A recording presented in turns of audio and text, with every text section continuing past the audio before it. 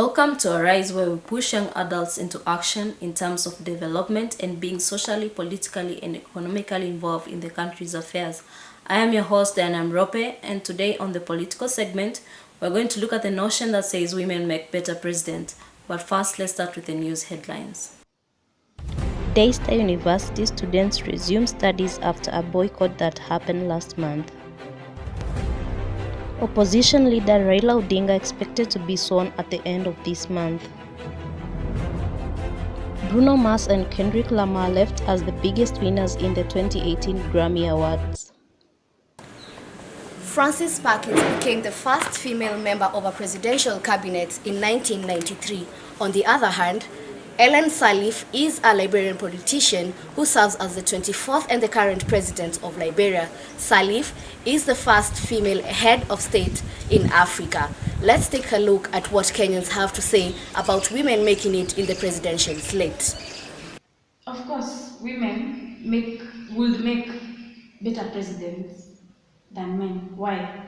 Definitely. Men were made in a way that they're built to focus on one particular thing. When it's today they're deciding on who the cabinet it is. Like right now, we have our president, he's focusing on the cabinet. Just because there are few missing slots, he won't sit down, think about other things that are happening in the country. That is where all the focus will be on. But women, we are built in a way that there's one thing going on here, you can do this at the other time. The baby's crying, there's milk boiling, your husband is looking for socks, you can multitask and do all these things at the same time. So of course women will make better presidents than men.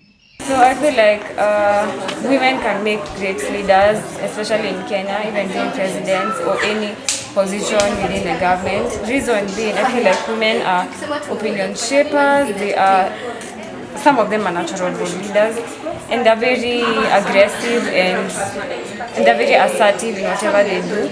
They're not swayed probably by public opinion. So I feel like they can make great leaders and that Kenya should give women an opportunity and chances in leadership positions. My thought on Kenya being led by a woman president, I'm optimistic that Kenya may be led by a woman president in future, not near future, but in future. But the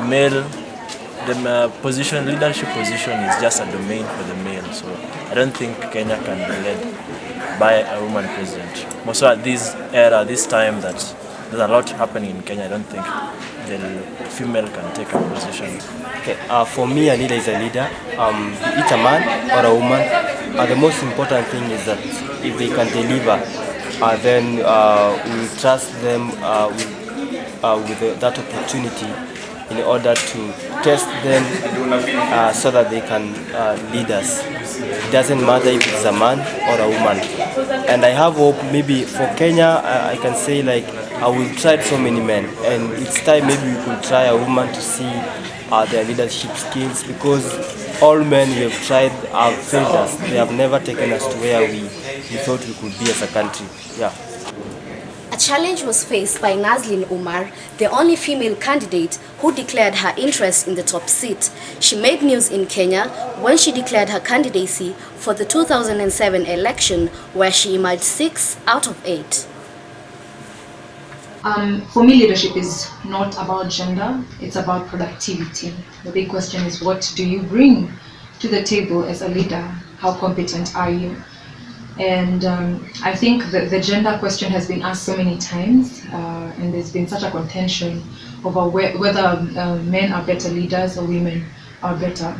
And to answer your question on whether women would make great presidents in Kenya, then I would definitely say yes, because it's not about gender.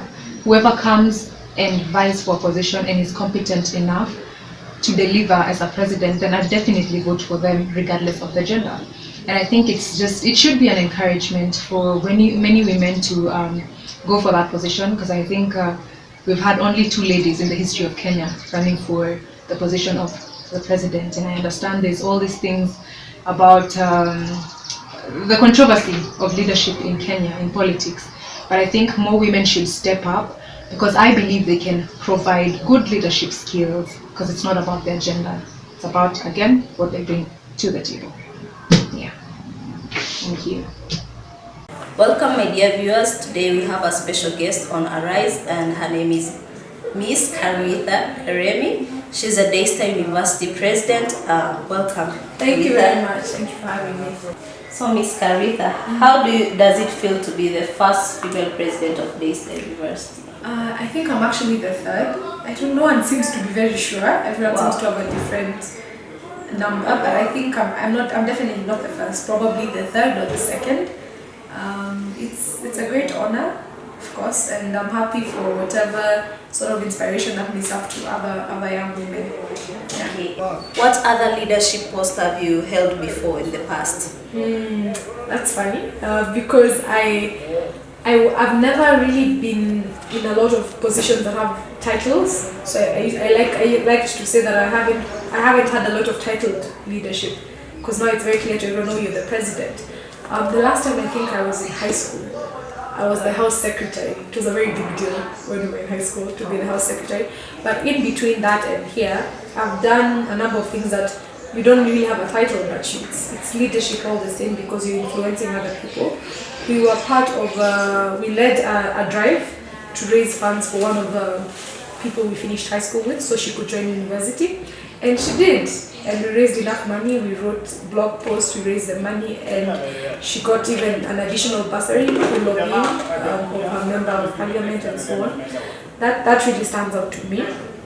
And of course, there's the other things that you just do in school, being in musicals, clubs, things that just teach you how to work with people. So, what can you say you have learned throughout your leadership journey?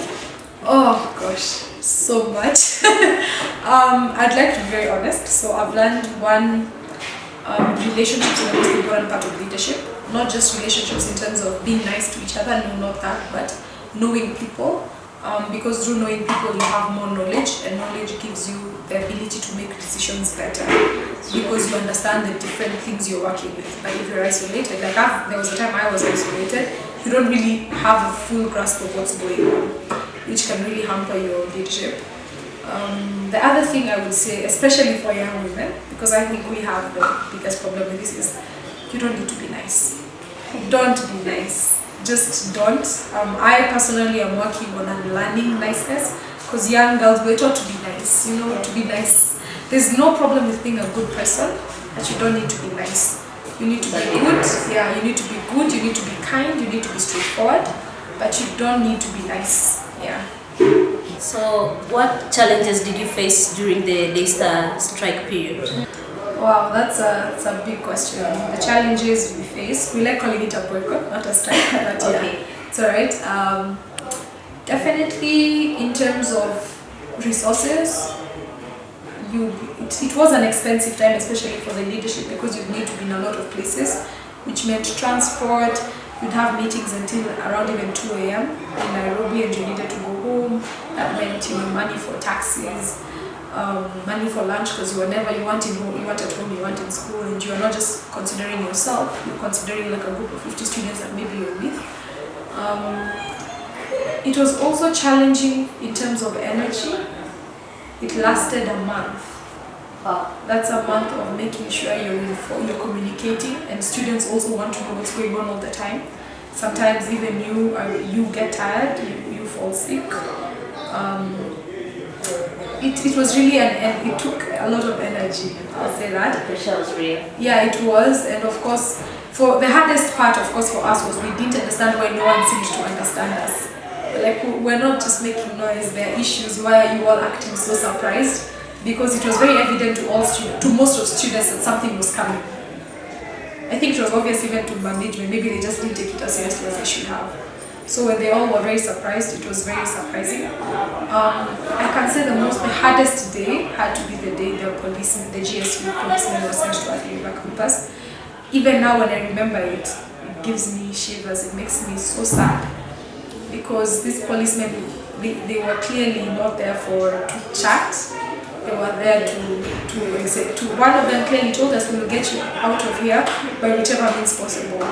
And you're on the phone to different high officials in management trying to explain how they can't do this. And they really can. They can just send policemen, and it hit me, especially now looking back, if one person was shot, there would have been nothing we would be able to do to bring back that life. It doesn't matter how hard we went on every social media channel, they would be dead. And it doesn't matter how right we were and how wrong everyone else was, it would still have happened. And that scares me so much. To this day, it's a very, it shows me just how things can shift in an instant. Yeah, and how much courage and bravery the students had that day. Because they didn't have to, but they did. Yeah. So again, can you say that you have made a step in improving Daystar University students' lives? I would like to think we have. Definitely not just me as an individual, as Caritha, but really the entire student body has changed things. One, we've shown that there will be repercussions for actions. That's very important. People have to know that if you do certain things, there will be repercussions. And what was lacking in Daystar was that sense of responsibility for the job that you had. Everyone was comfortable with getting a paycheck, and things just, not everyone, but some people were. And it was really not a good situation. So yes, I think this has served as a wake-up call, and I keep praying that it has to the entire university, that just because you call yourself Christian does not mean you do not have to live up to certain things. Like branding yourself a Christian is not a magical potion that makes everything okay. You know, you have to put in work. So I don't consider ourselves as Dusas the saviors or anything like that. I think the students owned the agenda, and we would never have seen the change that we did if it was us saving the students. So what's next for Caritha after serving as a Daystar University president? I like that question. I don't know, but I'm excited for the future. I'm excited for my life, for what's coming next, for change. Yeah, probably focus more on schoolwork. Explore different parts of my personality, travel. Hopefully, I really am keen on traveling. And see, I don't know what next. Let's see where the next platform will be. I'm excited to see that. Yeah. Thank you so much, Caritha. It was a pleasure having you. Thank you very much. That was it for today on Arise. Catch us next week on the next episode. I was your host, Diana Mrope. Nivea Invisible for black and white deodorant cares for your delicate skin and protects your clothes from stains. Black stays black and white stays white longer. 48 hours invisible protection and care for skin and clothes from the #1 anti-stain deodorant. Best invisible protection, now in a fresh new scent. Hello, how are you? Well, I'm good, how are you? fine, thank you. Thank you. So today, there's a burning topic, okay? Yes. And this burning topic is about presidency, but not just any presidency of a woman in Kenya. Yes. So my question to you is, Yes. do you think a woman is suitable to be a Kenyan president? There's a possibility for a woman becoming a Kenyan president, but there are a lot of factors she has to consider. Okay. Because #1 is how to deal with men. If she's successful in dealing with men in her own life as a group, not just her husband, okay, you have to be able to guide them to be able to achieve outcomes. Like whether she's like in business, a woman CEO doesn't care if her staff is male and female, but she makes sure that she's able to achieve an objective. Now, politics is not necessarily like business, but you have to work with men who have certain biases to get a certain outcome. Playing politics is a tough game. Of course. Whether it's male or female, it doesn't matter. Of course. So is she able to navigate the different groups that need their needs met? If she's able to navigate that, then she can be able to make president. Okay. All the issues, whatever players that the groups are in, and being able to meet the country's mandate. All right.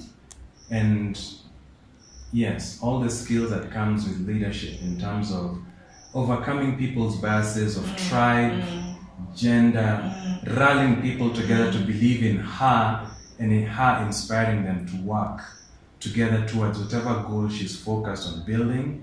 If she's able to do that in her small group, she can do that as president. Definitely.